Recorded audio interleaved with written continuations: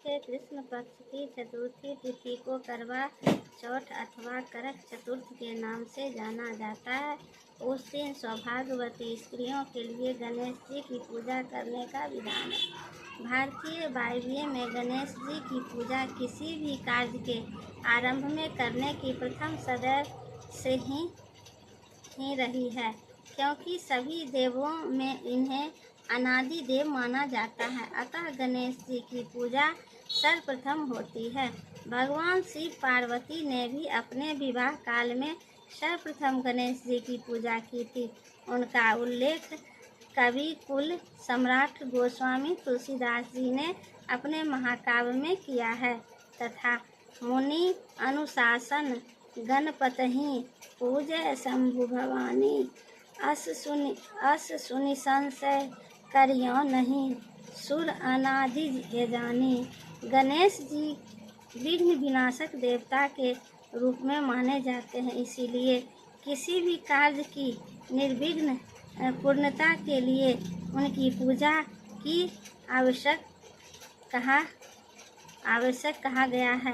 करवा चौथ के दिन व्रती को नित्य क्रम से निवृत्त होकर गणेश जी की पूजा के लिए मन में दृढ़ संकल्प करना चाहिए कि मैं आज दिन भर निराहार रहकर गणेश जी के ध्यान में तत्पर रहूंगी और रात्रि में जब तक सूर्योदय नहीं हो जाएगा तब तक निर्जल व्रत करूंगी।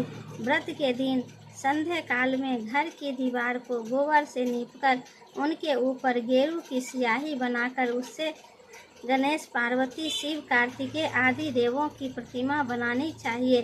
साथ ही एक वट वृक्ष बरगद का पेड़ मानव की आकृति बनाकर दिखानी चाहिए। उस मानवाकृति के हाथ से छन्नी भी होनी चाहिए। पास में उदित होते हुए आकृति भी उस दीवार पर चित्रित करनी चाहिए।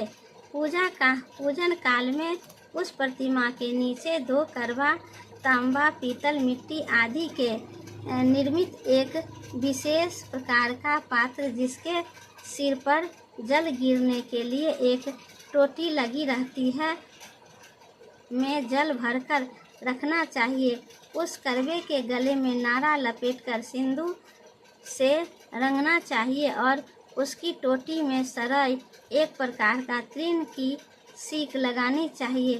तदनंतर करवे के ऊपर चावल से भरा हुआ कटोरा रखकर सुपारी भी रखनी चाहिए। नैवेद्य के रूप में उस पर चावल का बना हुआ लड्डू, करवा के आटे में घी और शक्कर मिलाकर बनाया हुआ लड्डू, जिसे बोलचाल के भाषा में शकरपिंडी भी कहते हैं, रखें। उसके अतिरिक्त प्रतिमा के ऊपर खीर पूरी चावल के आटे में उड़द की पिट्ठी भरकर पकाया हुआ पकवान, उसे लोक भाषा में फाड़ा भी कहते हैं, भी नैवेद्य के रूप में अर्पित करें। इसके अतिरिक्त ऋतु काल के अनुसार सिंघाड़ा, केला, नारंगी, गन्ना आदि जो कुछ भी पदार्थ उपलब्ध हो उसे अर्पित कर भक्ति पूर्वक कथा श्रवण करें।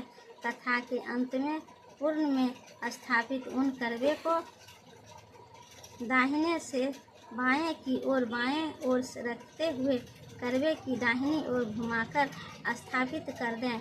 इस प्रक्रिया को लोक भाषा में करवा फेरना भी कहते हैं। इस प्रकार विधि विधान पूर्वक पूजन करने से व्रती के ऊपर गणेश जी की प्रसन्नता होती है और उसे फलस्वरूप उसे मनोवांछित फल की प्राप्ति एवं अखंड सौभाग्यवती मिलती है तथा निम्न प्रकार से